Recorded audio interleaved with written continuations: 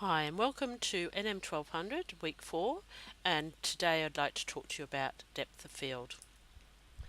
So when we think about depth of field, it's a terminology that refers to the distance within an image from the point of focus that objects appear to be sharp in focus or soft out of focus. Okay, so depth of field can vary with your selection of aperture, your camera type, which provides you with either a full frame sensor or a cropped sensor, the lens that you're using, that's the focal length of the lens, as well as the focusing distance.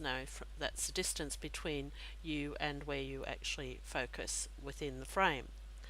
But today we'll really be looking at the relationship between aperture, depth of field, and focal length of your lens. So aperture refers to the size of the lens opening when the photograph is taken. And if you remember back to week 2 when we were looking at exposure, and I introduced you to aperture at that point, and I said to you, the role of aperture in exposure is to limit the amount of light entering through the lens and impacting on the sensor itself to make an exposure. So when we wanted to limit the amount of light, so if there was too much light, then we would use a smaller aperture. So like this, so small opening limits the amount of light. When we're working in low light, we would go to f2 or open up the aperture. But aperture has another role, and that is to determine the depth of field or within the image. Now there's one point that I'll make at this point whilst we're looking at this little chart. When we're thinking about depth of field, f2, so that's your aperture, f2 or your f number. f2 refers to a wide open aperture. So if you have a look at that, the small number is a large opening. When we go over here to f16, large number, and it's a small opening. So if you think about that when you're trying to determine what aperture do I choose on my camera because I want to work with certain depth of field, just remember that those numbers, the number doesn't bear a relationship to the size of the aperture as easily as you might think. So small numbers, large aperture, large numbers, small aperture. So small aperture is a small opening and it gives you a deep depth of field. A large aperture is a large opening and it provides you a shallow depth of field. So that's the easiest way for you to remember. So your small f number or aperture will give you a small f number, large aperture will give you a shallow depth of field. Okay, so if we look at this f4 here, it's quite a large, in comparison to f22, it's a large opening and it will give you less depth of field. Okay, large f number, which is a small aperture, so if we look at f22, will give you more depth of field, so more of your image will be in focus. Okay, and the depth is calculated from the focus point. So this is a really important point to remember as well. So if I'm focusing on this, the front person, then the depth of field will be determined in front of and behind of where I actually focus within my frame. So it's usually standard on every camera that it drops off, your focus will drop off 1/3 of the distance in the front and 2/3 behind. So just remember that as well. So if you're wanting to extend that depth of field or be creative with depth of field, remember where you focus within the frame is also important. So here's a great little way to actually understand that better. So at F1, and this is my focus point here, it will your depth of field, or it will be in focus, to the front and behind. Okay. At F2, can you see that there's a larger distance that's in focus? So in front just over 1.2 meters, and behind it's 6.7 meters. And with 5.6, so here we're closing down the aperture. So we, even though I wouldn't call f5.6 a small aperture or a large f number, it can you see how now that depth of field has changed quite dramatically?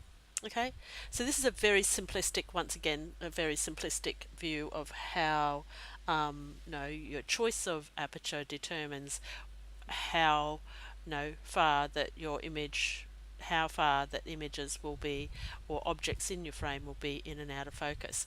But what is important is for you to understand that focus drops off 1/3 in front and 2/3 behind all the time. So I've popped this little chart in here as well. I've found this amazing little chart because it gives you all your f-stops. So modern cameras have a variety of f-stops or apertures available, and they're built because they provide more control over your exposure. So it gives you that fine no opportunity to fine tune your exposure just by using aperture. But historically, stops were originally a metal plate with a hole which fitted between the camera body and the lens to stop the light entering the camera, and that's why there was only a limited amount of f-stops or apertures available. They were known as lens diaphragms. So if you're interested, just jump onto that hyperlink and have a little bit of a read. But when you start thinking of f-stops, and if today when you run through the exercise, you'll see that when you look at your f-stops, there'll be all these other stops in between. So if you start at f5.6, then there's actually, in half stops, there's a half stop in between 5.6 and 8. If we're working in 1/3 stops, in between 5.6 and 8, there's actually 2 stops, or 2 1/3 stops. So that's why this is a great chart. Most cameras will work with 1/3 stops, so you'll have all these f-stops available for you to use. So shallow depth of field aesthetically is quite lovely. It works to isolate the subject within the scene, and it provides this lovely optical blur in behind the main subject within your image. And that's really why we work with shallow depth of field, and it's to isolate the most important object or subject within your image. It also can be used to define dominance or produce dominance of an object within an image as well. So if, by isolating that subject within your image, also create this dominance of that object as well. So shallow depth of field is sometimes referred to as selective focus. And remember that a small f number and a large aperture will produce a shallow depth of field, and the choice of lens will either amplify or lessen this effect. So even though you have and we'll look at lenses soon, you can have the same aperture on a range of lenses and it'll produce a different result. So these images are shot with a 50mm prime lens, and you can see down here on my metadata f1.4.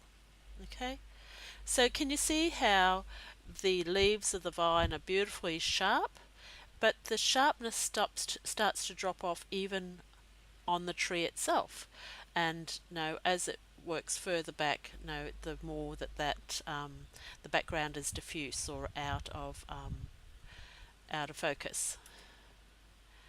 So shallow depth of field does produce this feeling of huge amount of depth, because we associate things that are out of focus as out of our sight range as well.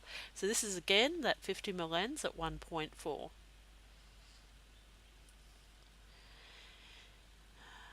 So in this same location, I was working, experimenting with a Hasselblad lens on my camera. So the metadata doesn't record because it's a manual lens on a digital camera, but it's a 150mm lens, and and I was working on f2.8, I know that.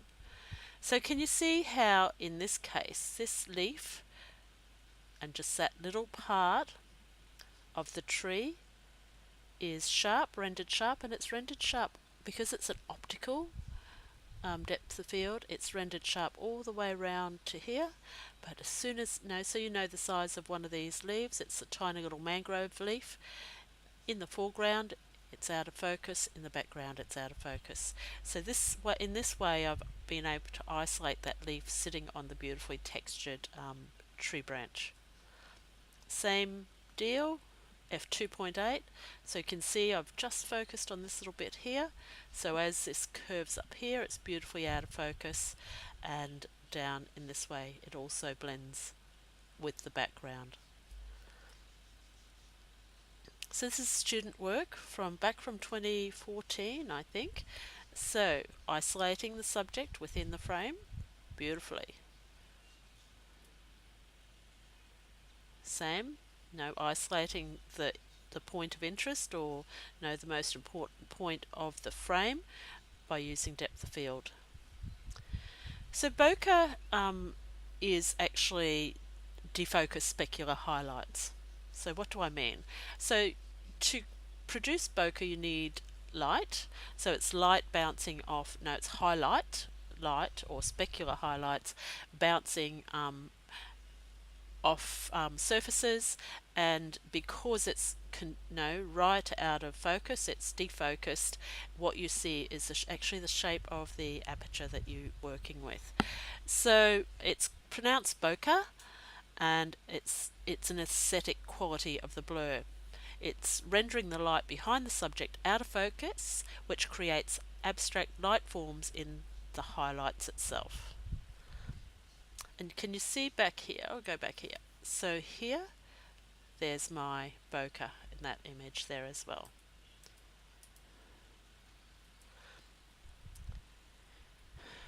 This image, some beautiful bokeh in behind. And once again, beautiful bokeh in behind. So you have to have light to produce a bokeh. Okay?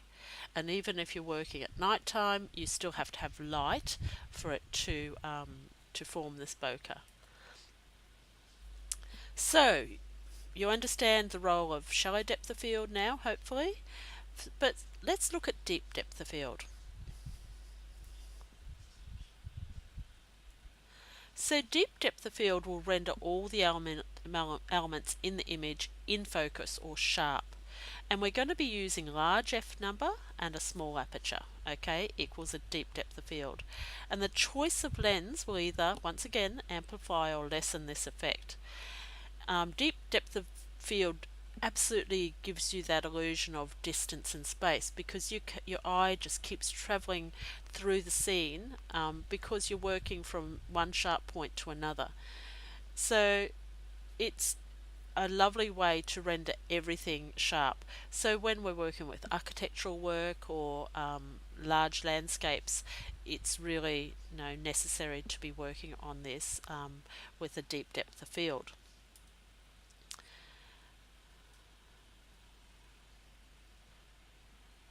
So Joseph Holmes, Dr. Les Walklings, deep depth of field. So in this case, because everything is sharp, we travel right from the very foreground here, and we continue to travel down that road, and this is still sharp, so our eyes still attracted to it, and we just keep on going through and through. So it provides this this feeling of the large open landscape. Joseph Holmes actually shoots in areas of the US where Ansel Adams always shot. So if you're familiar with Ansel Adams' work, you'll see some familiar sites as well in Joseph Holmes' work. But Joseph works with colour, not black and white, so it's quite contemporary. But you can see there's a sharpness right from the foreground here, the trees in the foreground, right through, and it just starts dropping off into the background here. But we can transverse from this sharp point to this sharp point here, right through, all these sharp points, and we know that there's a huge distance there because the depth of field begins to drop off in that background element. Again, Joseph Holmes, and this is student work. So that beautiful sharpness in the front, which is continued right around to this sandbar and to the horizon. So beautifully shot image. Student work, again, the sharpness in the rocks, which asks you to travel through the image and to the greenery and right to the very background where that last rock is in focus. You can still achieve deep depth of field at night time. It just means that you're working with very slow exposures. Okay, so with deep depth of field, and when you've got objects that are a little bit closer to them each other, so this is just across a little creek, there's a limited separation between the foreground and background of your image. So at times, these can overlap and become a little bit confused, as it were, or embedded with each other. So just remember that you always have to choose the correct depth of field for the intent or what you intend to produce within your image.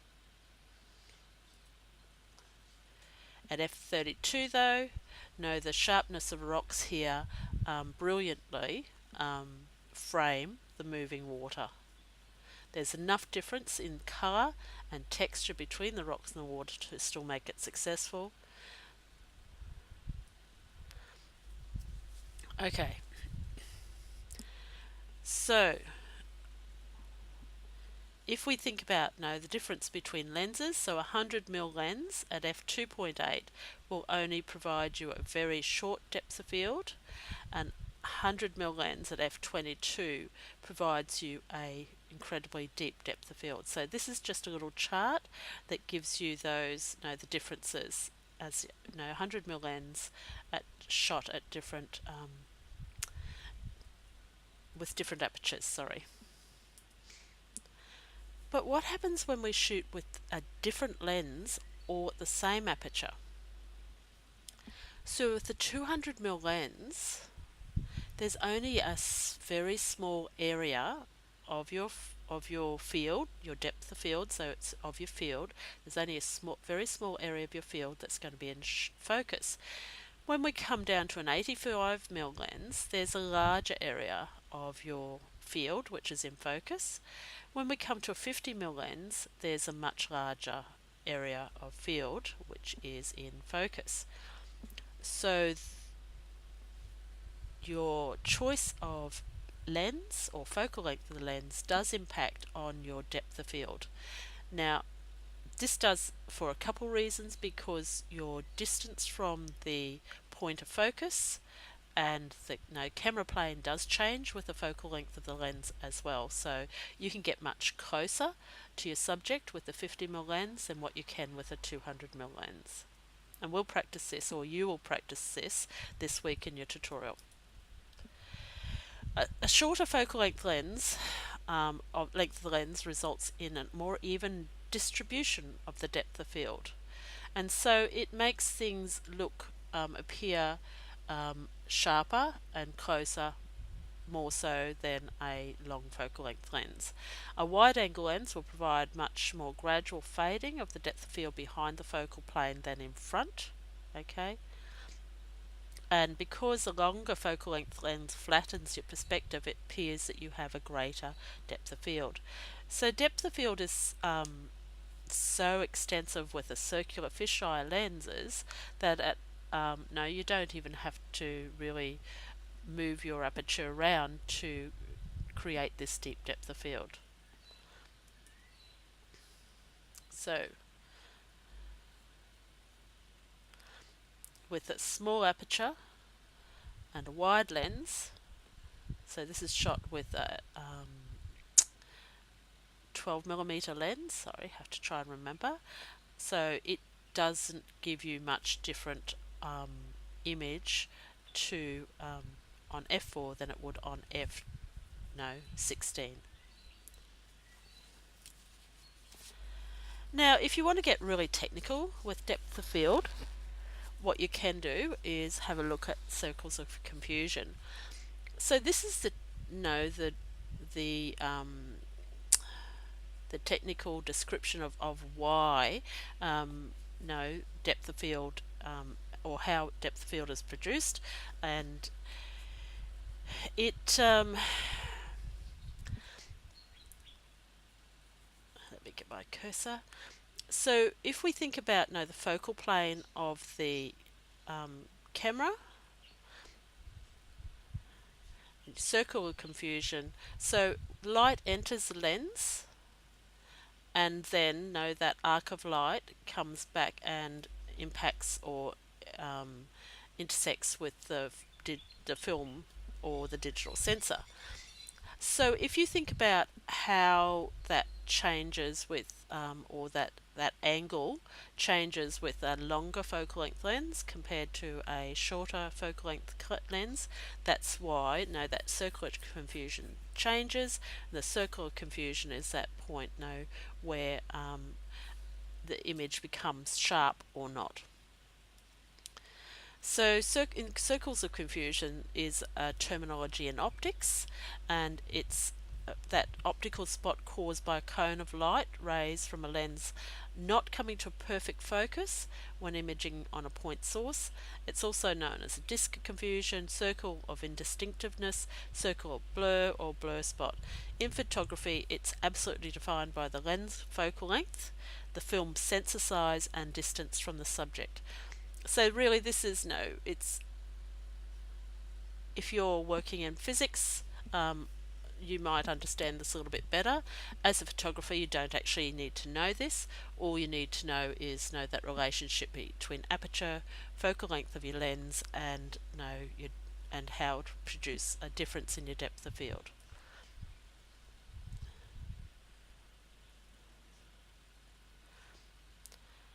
Okay, so this week in tutorial, what I want you to do is follow the tutorial exercise that's in your handouts and tutorial task sheets, and produce a series of photographs demonstrating shallow depth of field, deep depth of field.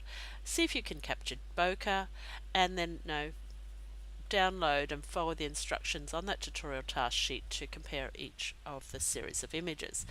But what I do suggest that you do, and this information will be on your tutorial task sheet, is to select an object, work on a tripod if you can, it'll make this much easier.